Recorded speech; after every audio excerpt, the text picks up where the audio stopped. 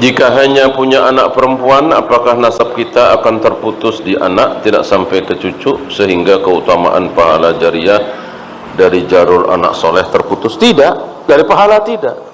Dari nama iya, dari nama iya. Misalnya saya punya anak perempuan semua, nanti anak perempuan saya punya anak lagi, cicit dan seterusnya, nama saya nggak disebut. Yang disebut ya besan saya, kan gitu. Besan saya anaknya laki-laki, nikah dengan anak saya perempuan, nasab ke bawahnya saya nggak disebut. Yang disebut besan saya, bapaknya besan, kakeknya besan, terus pokoknya laki-laki terus. Anak saya kan perempuan, nggak disebut gitu. Adapun pahala nggak ada bedanya mau laki perempuan gitu. Itu kan cucu saya, itu cicit saya gitu. Walaupun dari anak perempuan saya, tetap insya Allah saya dapat pahalanya, nggak ada bedanya untuk pahala, tapi nggak disebut gitu. Maka kalau saya orang Jawa misalnya, anak perempuan saya semuanya dapat, nggak ada yang dapat laki-laki Jawa ya, maka cucu saya, cicit saya nggak ada yang Jawa, hilang. Paham ya gitu. Karena yang disebut itu laki-laki terus, dan nggak boleh belok apapun terjadi. Ini kadang-kadang belok ya, bin Fulan, bin Fulan, bin Fulan, bin Fulan, bin Fulan, bin Hasan ya, Hasan Hussein bin Hasan, mestinya bin Ali bin Abi Thalib. Ini belok, begitu bin Hasan lalu bin Fatimah, ya Fatimah binti Rasulullah, bener ya. Kok bisa belok begitu ya? Kenapa beloknya nggak dari awal-awal? Mau ngincer Rasulullah biar dagangannya laku. Tidak seperti itu nasab itu. Bin Hasan atau Husain ya bin Ali bin Abi Thalib, kafir Abu Thalib kan. Ini belok ke Fatimah, aneh seaneh-anehnya bisa belok begitu ya. Nah, adapun untuk amal jariah nggak masalah. Jadi untuk urusan akhirat mau anak laki perempuan nggak masalah. Itu urusan dunia doang. Ya kurang gagah, namanya nggak disebut, gitu ya, nggak masalah.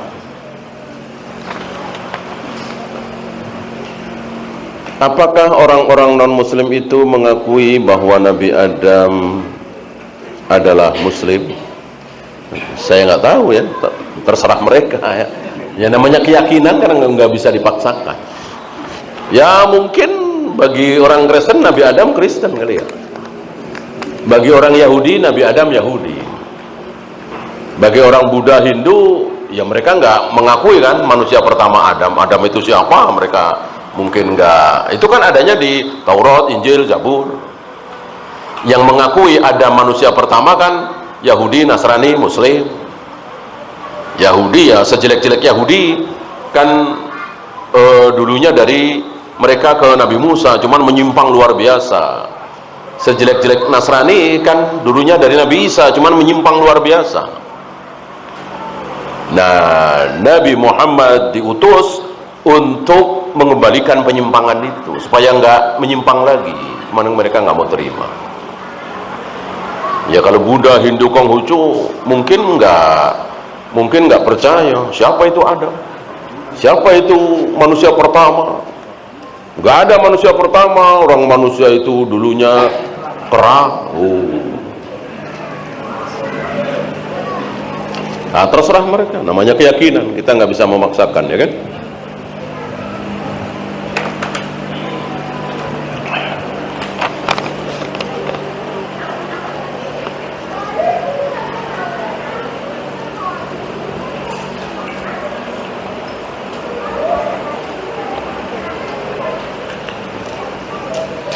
Betulkah kita membuka aib seseorang tapi niatnya baik dan boleh?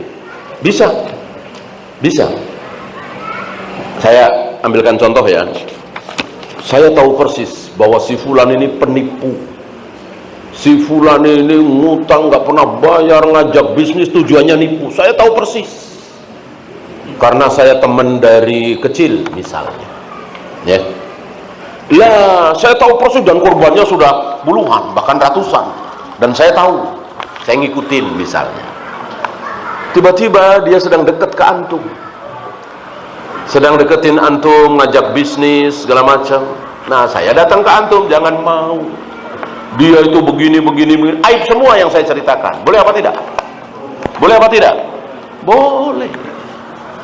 Boleh, memang ghibah betul. Tapi boleh untuk menyelamatkan kaum muslimin. Karena dia penipu, pembohong, berbahaya.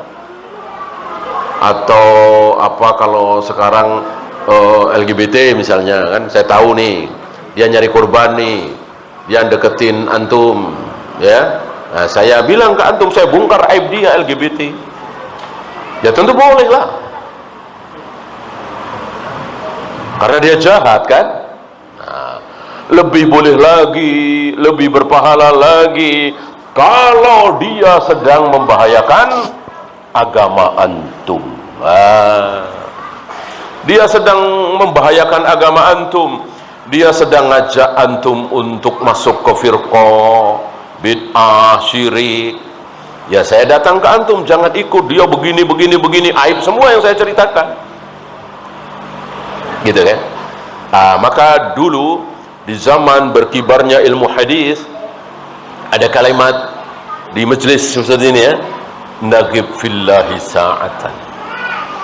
Mari kita gibah sesaat karena Allah. Mari kita gibah. Betul, majelisnya majelis gibah. Oh, si fulan hafalannya lemah, si fulan pendusta, si fulan jangan didengar kalau membawakan hadis, si fulan begini. Majelis gibah. Maka dulu ada orang bodoh mendengarkan ini lalu menasihati syekhnya, "Syekh jangan gibah, Syekh dosa." Ini justru dalam rangka membela sunnah Nabi, membela hadis Nabi, supaya tidak tercampur dengan ucapan manusia yang bukan Nabi. Itu tinggal kenangan.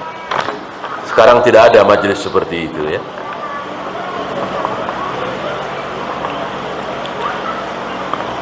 Bolehkah melakukan qunut nazilah terus menerus? Nabi sebulan ya, tapi sebulan ini waqiatul ain. Apakah memang sebulan apa waqiatul ain? Waqiatul ain ini istilah kita apa ya? Kebetulan gitu ya. Artinya ketika serangan itu sudah selesai, ketika kaum muslimin sudah tidak dibantai lagi, ketika kaum muslimin sudah tidak diperangi lagi, ya sudah.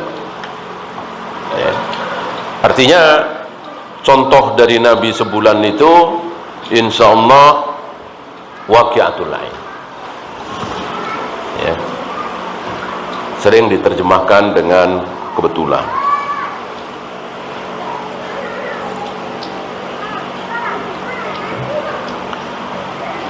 Sama dengan Allahumma inni as'aluka ilman nafi'an wa rizqan thayyiban wa amalan mutaqabbala. Sebagian ulama mengatakan ini sunnah dipanjatkan di pagi hari ya. Tapi yang rajih insyaallah ini waqiatul ain, bahwa Nabi hari itu membacakan doa itu di pagi hari, betul. Tapi waqiatul ain, ya kebetulan beliau bacakan di pagi hari. Artinya, bolehkah mengucapkan doa ini di siang, di sore, di malam karena kita berhajat dengan doa itu? Boleh. Boleh. Gitu. Ini berbeda dengan yang jelas-jelas zikir pagi dan petang. Ya. Jadi ada yang waqiatul ain, ada yang betul-betul. Nah, jangan sampai itu waqiatul ain dijadikan syarat. Seperti sebagian saudara-saudara kita meyakini sholat Jumat jamaahnya kurang dari 40 nggak sah. Pernah dengar? Itu berhujjah bahwa Jumat pertama yang dilakukan oleh Rasulullah itu 40 orang katanya. Saya juga nggak tahu kesahihannya ini, katanya. Oleh karena itu kurang dari 40 nggak sah, nggak bisa seperti itu waqiatul ain, ya kebetulan aja. Kita harus dengan ucapan Nabi bahwa sholat Jumat tidak sah kalau tidak apa, ada betul syaratnya. Sholat Jumat tidak sah kalau tidak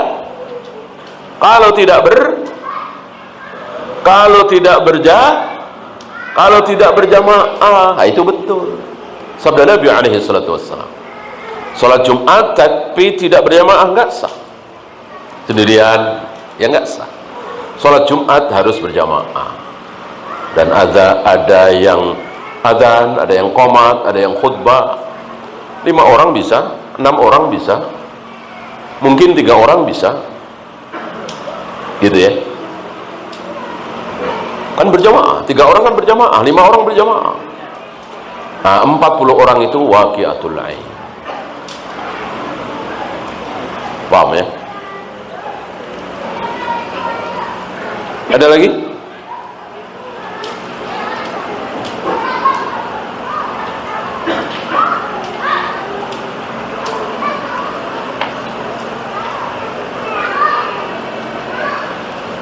Kalau tidak ada, kita akhiri. Subhanakallahumma bihamdika asyhadu an la ilaha illa anta astaghfiruka wa atubu ilaik. Assalamualaikum warahmatullahi wabarakatuh.